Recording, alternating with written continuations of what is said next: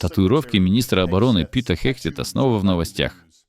Несколько месяцев назад я обсуждал его татуировки крестоносца, но сейчас его татуировка с арабским словом «кафир», по-видимому, вызывает большое возмущение среди мусульман.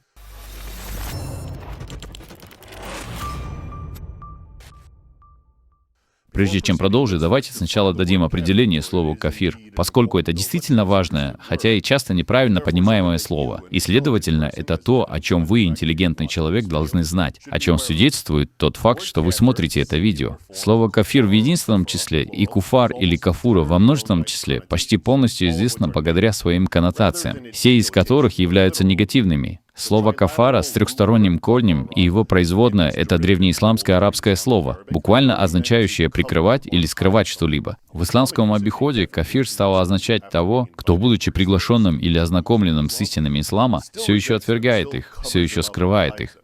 Следовательно, сегодня кафир — это тот, кто отвергает ислам, или, говоря современным языком, не мусульманин. И все же, переводя это слово на язык не мусульман или неверующих, как это делается почти во всех современных англоязычных текстах Корана, мы полностью упускаем из виду все важные моменты, связанные с решением оставить негативные коннотации, связанные с этим словом. Кстати, именно поэтому в старых переводах на английский слово «кафир» переводилось как «неверный», как и я часто делаю. Хотя это все еще несовершенный перевод. В нем была предпринята попытка передать уничижительный смысл арабского языка с помощью одного английского слова. Для мусульман слово «кафир» в единственном числе и «куфар» во множественном числе являются синонимами злодеев и врагов. На самом деле, со словом «кафир» ассоциируются практически все отвратительные человеческие качества, а также многие из тех, что присущи животным. Как обычно, давайте обратимся к Корану. В нем говорится о куфарах как о худших из зверей, как о скоте и таких же глупых. Куфары по своей сути виновны, несправедливы и преступны. Они являются заклятыми врагами мусульман и ислама.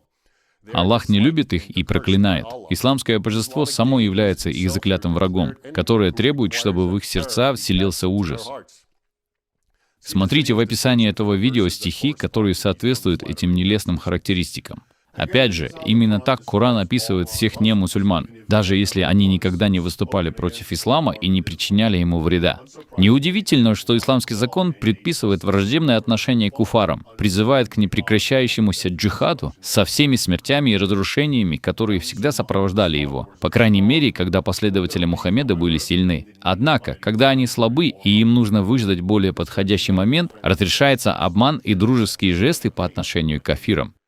Таким образом, согласно Корану 9.5, мусульмане должны убивать тех, кто отвергает ислам. Цитата. «Где бы вы их ни обнаружили, берите их в плен, осаждайте их и устраивайте для них любую засаду». Если это звучит знакомо, то, возможно, это потому, что мусульманский посол Берберии, Северной Африки, перефразировал этот стих, когда объяснял Томасу Джефферсону и Джону Адамсу, почему его соотечественники-мусульмане совершают набеги на американские суда, убивают и обращают в рабство моряков-кафиров. Как писал Джефферсон в письме Конгрессу в 1786 году, цитирую, «Посол ответил нам, что это основано на законах их пророка, что это написано в Коране, что это их право и обязанность воевать с ними, не мусульманами, куфарами, где бы они ни находились, и обращать в рабство всех, кого они могут взять в плен».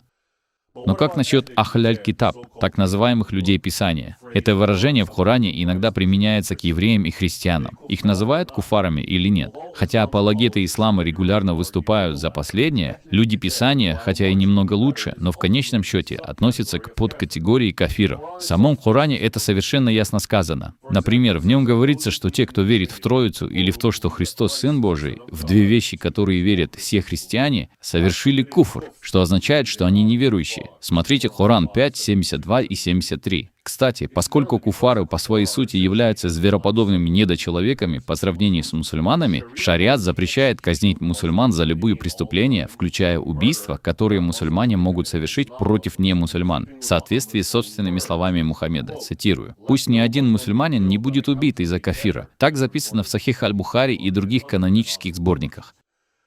Это учение постоянно упоминается в мусульманском мире, хотя люди на Западе редко слышат о нем. А это значит, что западные СМИ редко сообщают о нем. Например, еще в 2008 году несколько мусульманских ученых и институтов утверждали, что осужденный мусульманин-убийца не должен быть казнен, потому что его жертва, Джон Гренвилл, американский дипломат, был кафиром, и, следовательно, к их жизням нельзя относиться как к равным. Заявление, озаглавленном на арабском языке, цитирую: «Пусть ни один мусульманин не будет убит из-за кафира». Это дословные слова Мухаммеда. Законная лига ученых и проповедников Судана, влиятельная организация мусульманских священнослужителей, начала свою фетву с утверждения, что, цитирую: «Аллах оказал честь людям больше, чем другим созданиям, и возвысил честь мусульман над кафирами. Поскольку ислам возвышается и ничто не возвышается над ним, ценность крови мусульман равна или должна быть одинаковой друг для друга, но не такова ценность крови других», что означает куфаров.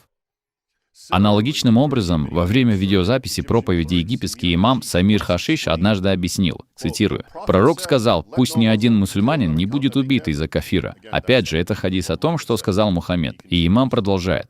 Почему? Потому что у них разная кровь. Кровь мусульманина выше. Называйте это расизмом или как хотите, но, конечно, кровь мусульманина выше. Это не подлежит обсуждению. Давайте теперь вернемся к Питу Хексету и посмотрим, из-за чего весь этот шум. Мусульмане, согласно многочисленным сообщениям СМИ, просто возмущены тем, что он посмел вытатуировать слово «кафир» на своей руке. Почему? Именно таким он и является, согласно определениям и обычаям ислама. Как мы видели, все немусульмане по умолчанию являются куфарами. Иными словами, все немусульмане худшие из зверей. Скот, бессловесные, виновные, несправедливые преступники, заклятые враги ислама и под проклятием Аллаха, если цитировать Коран. Проблема в конечном счете в использовании. Это крайне оскорбительное слово. Слово «кафир» используется мусульманами только для того, чтобы пренебрежительно охарактеризовать немусульман. Однако, когда немусульманин добровольно присваивает это себе и носит как татуировку, не иначе как знак почета, тогда это становится окончательным актом неповиновения исламу. Это становится заявлением: «Да, я не только не мусульманин, но и олицетворяю все те гадости, которые вы, мусульмане, говорите о нас, и даже больше». И что с того? Короче говоря, гнев мусульман не имеет ничего общего с тем, что Пит Хексет является кафиром, каким его делает ислам. Но все дело в том, что он вызывающе гордится этим.